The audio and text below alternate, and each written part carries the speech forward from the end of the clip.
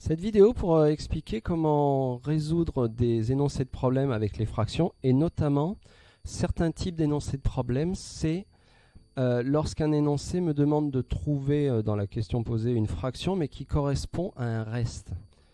Alors dans ce cas-là, l'astuce c'est de se dire mon calcul il va commencer par 1 sur 1 moins et ce 1 sur 1 correspond au tout.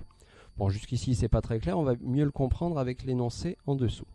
Alors l'énoncé en dessous, lors d'un grand mariage, 1/7 des personnes étaient des enfants et 9/14 des personnes avaient entre 18 et 60 ans.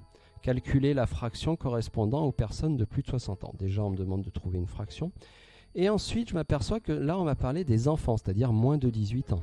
Là on me parle des personnes de 18 à 60 ans, ça veut dire qu'au global on m'a parlé de toutes les personnes jusqu'à 60 ans. Et là on me demande de trouver la fraction correspondant aux personnes de plus de 60 ans, c'est-à-dire les autres, c'est-à-dire ce qu'il reste. Donc là on me demande vraiment de trouver une fraction correspondant à ce qu'il reste. Alors maintenant, mon astuce c'est de dire mon calcul va commencer par 1 sur 1. Ce 1 sur 1 qui correspond au tout, là dans notre exercice, le tout en fait c'est toutes les personnes présentes au mariage.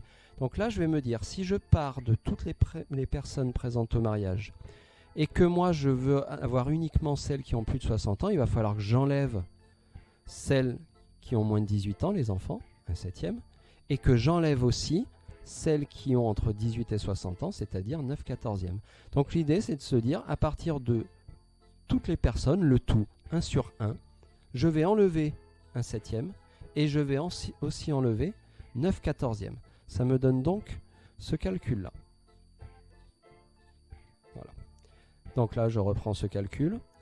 Ce calcul commence par 1 sur 1 qui correspond à toutes les personnes, auquel j'enlève 1/7, c'est-à-dire les enfants, et auquel j'enlève les personnes entre 18 et 60 ans. Une fois que j'aurai enlevé ces personnes-là, il me restera bien les personnes qui ont plus de 60 ans, ce que je recherche. Voilà, donc bien penser, si un exercice vous amène à trouver une fraction correspondant à quelque chose qu'il reste, pensez à ce type de calcul. 1 sur 1 moins, ensuite vous regardez dans l'énoncé ce qu'il faut enlever, et ce 1 sur 1 correspond au tout. Alors après, bien entendu, pour finir le calcul, comme ce sont des soustractions, il faut ensuite mettre au même dénominateur. Là, je ne termine pas le calcul, c'était juste pour montrer comment trouver ce calcul.